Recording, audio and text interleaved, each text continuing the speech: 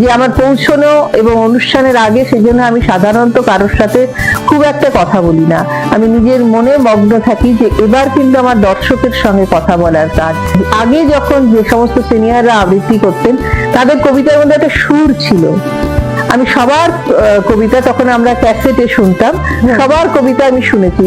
কয়েকজন দেখতাম যে তারা একদম কথা বলার মতো কবিতা বলেন।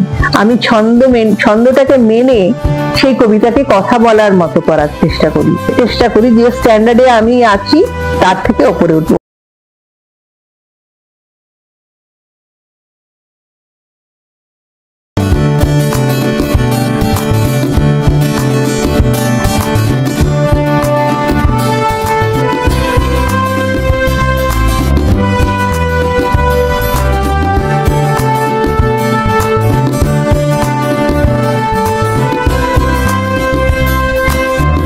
শুধু কবিতার জন্য এই জন্ম, শুধু কবিতার জন্য একাহীন সন্ধেবেলা, শুধু কবিতার জন্য এই নারী জন্ম, শুধু এই কবিতার জন্য বেঁচে থাকতে ইচ্ছে হয় দীর্ঘদিন।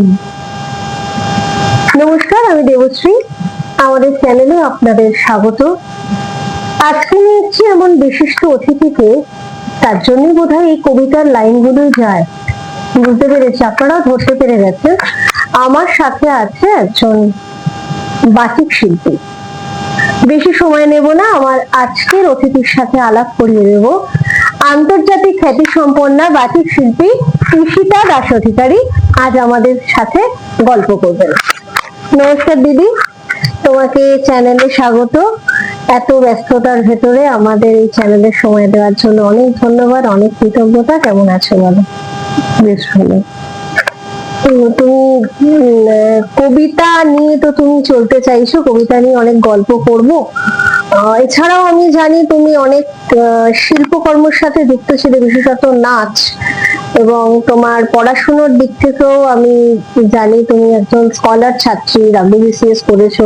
তো কবিতার নিয়ে শয়নে স্বপনে চলা, সবসময় মননে কবিতা, এই অনুপ্রেরণা কোথা থেকে এসছে? প্রত্যেক মানুষেরই জীবনে কিছু স্বপ্ন থাকে। প্রত্যেক মানুষের জীবনেই একটা স্বপ্ন থাকে যে সবাই একইভাবে বড় হতে চায় না। পড়াশোনাটা তো নিশ্চয়ই একটা বিরাট কাজ, আমরা সেটাকেই আদর্শ হিসেবে ধরে প্রথম থেকে আমরা এগিয়ে আসি। কিন্তু হয়তো আমার পূর্বপুরুষের কোনো ভালোবাসা ছিল, কিংবা আমার মা বাবার সান্নিধ্য বা পরিবারের সান্নিধ্য ছিল, যার জন্য নাচের কথা তুমি বললে, তো নাচটা আমার সত্যি কথাই প্রথম প্রেম, এবং সেটাকেই শেষ প্রেম ভেবেছিলাম। কিন্তু তার সত্ত্বেও আমি শাস্ত্রীয় সঙ্গীতের এবং রবীন্দ্র গানের ছাত্রী ছিলাম। তার সঙ্গে আমি আবৃত্তিও করতাম, কারণ আমার পরিবারে অনেকেই খুব ভালো গান এবং আবৃত্তি করেন। নাচটা কিন্তু আমার নিজের একটা প্রচন্ড ভালো লাগা, এবং অনেকেই ভেবেছিলেন যে আমি নাচ নিয়ে আরো অনেক দূর পর্যন্ত যাব। আমি একটি একক অভিনয় করেছি, সেখানে নাচের অবতারণা রয়েছে, সেই নাচগুলো আমি করেছি। যেহেতু আমি অনেক বেশি নাচে কমফোর্ট আর কি, ভালো লাগে করতে নাচ।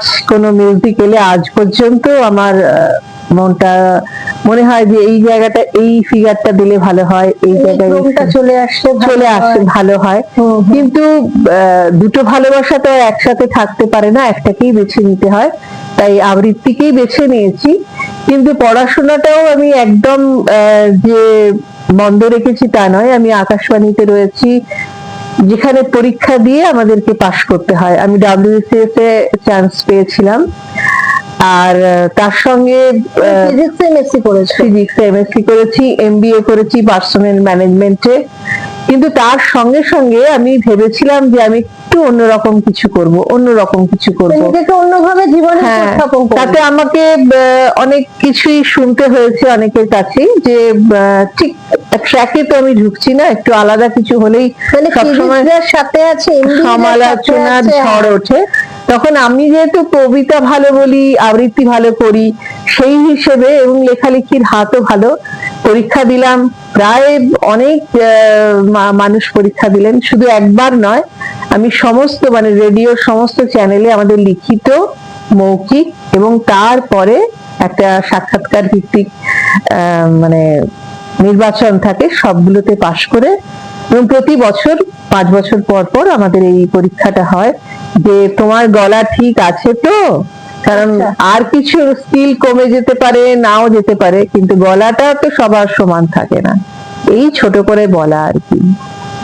আচ্ছা, তোমার বাড়ির কথা তুমি যে বললে, আরেকটা জিনিস আমি জানতাম না, তুমি রবীন্দ্রসঙ্গীত এবং শাস্ত্রীয় সঙ্গীতেও তালিম নিয়েছিলে। দেখো আজকে গল্প করতে এটাও জেনে নিলাম। তো তুমি বাড়ির কথা যে বললে, বাড়ি থেকে তুমি অনেক অনুপ্রেরণা পেয়েছো সেটা আমি জানি। তোমার বাবা মার কথা শুনেছি। তোমার পরিবারে আমি জানি অনেকেই স্বাধীনতা সংগ্রামের সাথে যুক্ত ছিল। তোমার বাড়ি, যদি খুব ভুল না বলি, মেদিনীপুরে। তো সে সম্পর্কে যদি একটু কিছু বলো। আমি ভীষণই গর্বিত যে আমার ঠাকুরদার নাম বঙ্কিমচন্দ্র দাস। শুধু নামের জন্য না, তিনি একজন তাম্রপদক প্রাপ্ত সরকারিভাবে একজন স্বাধীনতা সংগ্রামী, যিনি এগরা থানার ইতিহাস লিখেছেন। এবং আমার ঠাকুরদাকে আমি ছোট থেকে দেখতাম। আমাদের যখন গরমের ছুটি পড়তো, আমার মা হচ্ছে স্কুলের টিচার, আমি যেতাম আমার মায়ের সঙ্গে গরমের ছুটিতে কাটাতে আমার ঠাকুমার বাড়িতে, সেটাকে বলতাম ঠাম্মা বাড়ি। ঠাম্মা বাড়িতে যেতাম, আমার ঠাকুরদাকে দূর থেকে লক্ষ্য করতাম।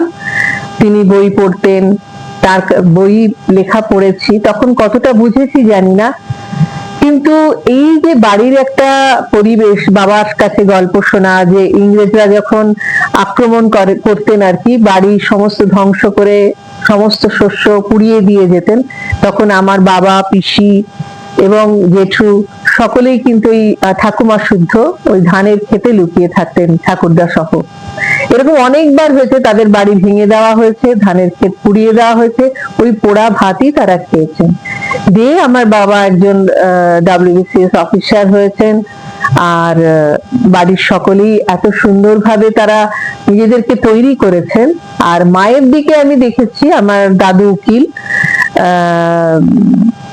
এবং খুবই গুরুত্বপূর্ণ মেদিনীপুরের একজন মানুষ। সেই মানুষটিকে দেখেছি, তিনিও তার কাজে অত্যন্ত সফল, এবং আমার মাসিরা প্রত্যেকেই গান করতেন, এবং গান না করলেও গিটার শিখতেন, এবং পড়াশোনায় অত্যন্ত ভালো, প্রত্যেকেই চাকুরি করেন, স্কুলের দিদিমণি। তো আমার মায়েদের দিক থেকেও আমি দেখেছি আমার মা কিন্তু গান করতেন। আমার মায়ের গান এবং গলা শুনে অনেকেই খুব পছন্দ করতেন। তবে আমার মা একটা কথা বলে, আমার মা কিন্তু এমনি ব্যক্তিগত দেখলে মনে হবে যে আমার মা বোধ হয় যে তিনি খুব সাধারণ না, স্মার্ট, এইটা। কিন্তু আমার মা কিন্তু বলে যে মঞ্চে যখন তুই এত বড় বড় কবিতা বলিস, তখন আমার মনে হয় যে তুই আমার কিন্তু পা কাঁপতো, এরকম আমি পারবো না বলতে। এত পড়াশোনা করার সত্ত্বেও আমার মা অঙ্কের দিদিমণি। আর তাছাড়া আমার বাবা WBCS অফিসার, তিনি কবিতার সঙ্গে যুক্ত ছিলেন। ছোটবেলায় বাবার কাছে শেখা কিছুটা, এবং শিব সুন্দর বসু থেকে যাদের কাছে শিখে এসেছি, পার্থ মুখোপাধ্যায়ের কাছে শেখা শেষ, তারপরে যে শেখা, তারপরে জগৎ থেকে শিক্ষা নিচ্ছি এবং নিজেকেই নিজে শিক্ষিত করে তুলছি, নিজে শিক্ষক করছি। জানি তোমার একটা প্রতিষ্ঠানও আছে, সে কথায় পরে আসবো। এই যে একটু আগে বললে না, তোমার মা বলেছেন, মানে আমাদের মাসিমা বলেছেন যে এত বড় বড় কবিতা তুই বলিস, আমার পা কাঁপতো, আমি পারতাম না। এটা আমারও প্রশ্ন। তোমার রবীন্দ্র কবিতার আমি একক অনুষ্ঠান আমি দেখেছি, এবং আমি জানি তুমি বাংলার বাইরে দিল্লিতে যাও প্রত্যেক বছর পুজোতে। ঈশিতা দাস অধিকারী যাবে, সেখানে একটা রিমার্কেবল ঘটনা তোমার জীবনে আছে। একটা পেপারে তোমার একটা ছবি বেরিয়েছিল, খুব যদি টাইমস অফ ইন্ডিয়াতে, সেটা বোধহয় দশমীর দিন বেরিয়েছিল, অনুষ্ঠানটা ছিল নবমী অষ্টমীতে। একটা বড় কবিতা, কৃষ্ণা চতুর্দশী, আমার কবিতাটা মনেও আছে দিদি, মানে 20 মিনিট। আমি শুধু একটি কবিতা বলিনি, আমি সেখানে 1.5 ঘন্টার প্রোগ্রাম করেছিলাম। মানে যারা আমাকে দিল্লিতে বিভিন্ন পুজো প্যান্ডেলে নিয়েছেন, তাদের কাছে আমি সত্যিই কৃতজ্ঞ, এবং যাদের মাধ্যমে আমি পেয়েছি, সৌমিত্র বন্দ্যোপাধ্যায় প্রথম, তার মাধ্যমেই আমার দিল্লিতে এই সুযোগ। প্রতি বছর আমি দিল্লিতে নির্বাচিত হয়েছি। তাছাড়াও ওখানে আরো 2-4 জন রয়েছেন যারা এই অনুষ্ঠানের আয়োজন করেন। কবিতাকে যে রাখা যায় এটা দিল্লির মানুষ জেনে, যারা আমাকে জানেন তারা জানেন যে ঈশিতা খুব ভালো কবিতা বলে।